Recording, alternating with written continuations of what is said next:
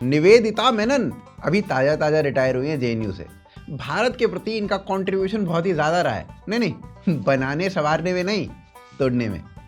अगर आपको अभी तक निवेदिता मेनन के बारे में नहीं पता है तो मैं बता दूं, द कश्मीर फाइल्स में जो पल्लवी जोशी का कैरेक्टर था इन्हीं से इंस्पायर था। और हम सब जानते हैं कि दुनिया भर में ये माना जाता है कि India is illegally occupying Kashmir.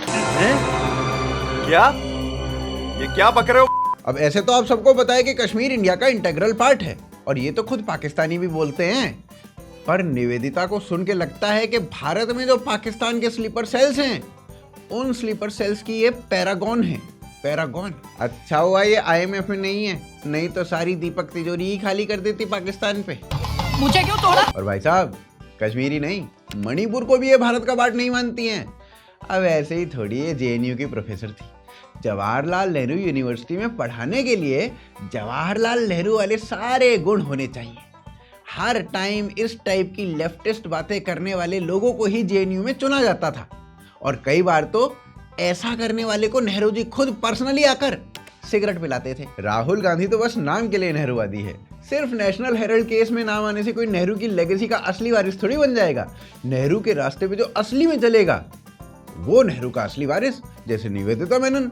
अब निवेदिता चल रही है उनके असली रास्ते पे और उसी रास्ते पे चलते चलते वो इंडियन आर्मी की ब्रेवरी, उसकी लॉयल्टी पे भी क्वेश्चन कर देती हैं। निवेदिता मेनन कहती हैं कि भाई आर्मी तो रोटी के लिए काम करती है, देश के लिए थोड़ी काम करती है। हमारे नेहरू जी भी ऐसे ही थे, बोलते थे कि देश में आर्मी की क्या ही जरूरत है, रहने देते हैं। वैसे मैं बता दूं आपको कि इंडियन आर्मी ही है जो निवेदिता और पाकिस्तान के जो कॉमन सपने हैं गजवाए हिंद के, उन्हें पूरा नहीं होने दे रहे हैं।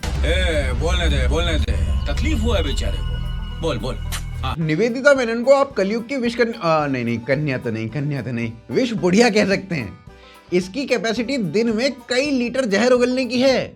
निवेदिता जेएनयू में हिंदूज को दुनिया में सबसे ज्यादा वायलेंट बता चुकी हैं। Hindu society must be one of the most violent to the roots violent society in the world. अब सही बात है जी, Boko Haram, Al Qaeda, Jaish e Mohammed, Hamas, PFI, ISI, ये सब तो एनजीओ है जी।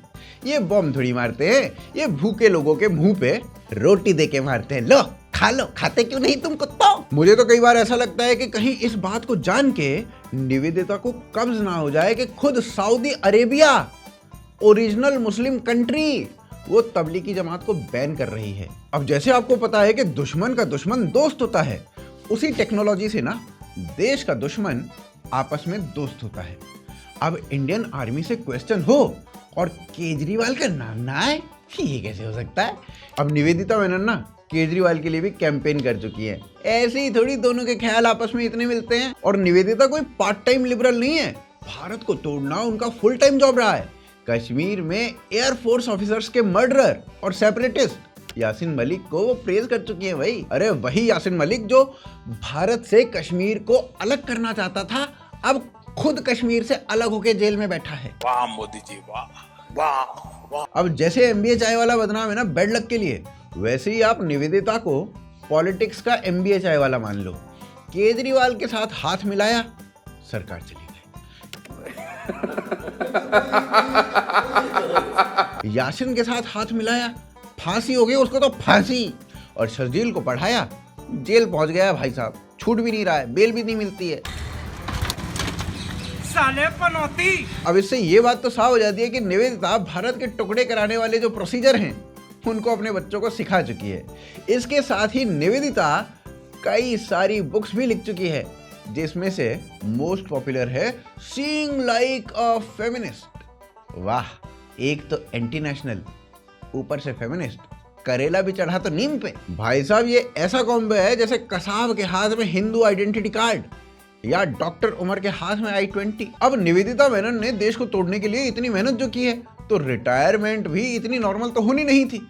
इसीलिए सारे फ्यूचर के बेरोजगार जेएनयू वालों ने निवेदिता मेनन को लोल सलाम से रिटायरमेंट दिया। लाल सलाम, लाल सलाम। बताइए, इतने सालों की सर्विस और बस 5-10 स्टूडेंट आके लोल सलाम चिल्ला रहे हैं। अच्छा, हो सकता है कि इनके बाकी के स्टूडेंट्स जेल में हो, क्योंकि निवेदिता के जो फेवरेट स्टूडेंट है शर्जील इमाम, वो भी जेल में ही है। अरे वही शर्जील इमाम जो असम को भारत से अलग करना चाहता था।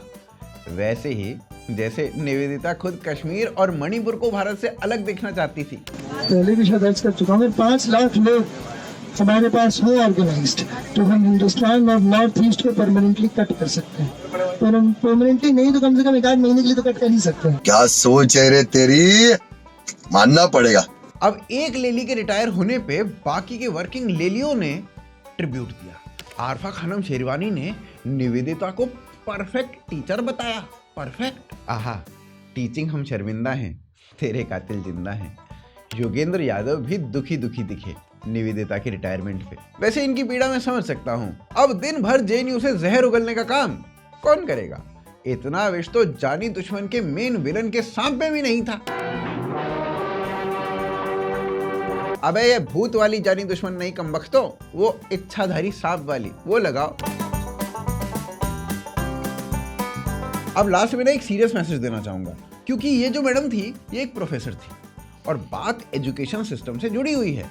अब भले ही आपको लग रहा हो कि भाई कसाब जिसके हाथ में AK-47 थी, या ये डॉक्टर उमर जो I-20 में फूट गया, ये आपको ना निवेदिता मेनन से ज्यादा डेंजरस लग रहे होंगे, पर ऐसा है नहीं। क्योंकि नेल्सन मंडेला ने खुद कहा था कि अगर किसी भी देश को बिना मिसाइल मारे खत्म करना चाहते हो तो बस उस देश के एजुकेशन सिस्टम को करप्ट कर दो, वो देश 10 से 20 साल में खुद ही खत्म हो जाएगा। नेल्सन मंडेला ये कहा करते थे कि अगर किसी देश को बर्बाद करना हो तो वहां पर मिसाइल छोड़ने की जरूरत ही नहीं है, सिर्फ वहां का शिक्षा तंत्र खराब कर दीजिए, अगले 10 साल में 20 साल में देश वैसे ही बर्बाद हो जाएगा। और निवेदिता मेनन जैसे जो माइंडसेट के लोग हैं वो इसी मकसद में लगे हुए हैं। रिटायरमेंट के टाइम तक ना जाने कितने ही यूथ के माइंड को निवेदिता मेनन ने अपने जहर से भर दिया होगा। और डरने की बात नहीं है, क्योंकि जेएनयू में एडमिशन लेने वालों के ब्रेन सेल्स वैसे ही कम होते हैं, जिन्हें मैनिपुलेट क्या ही किया जाएगा।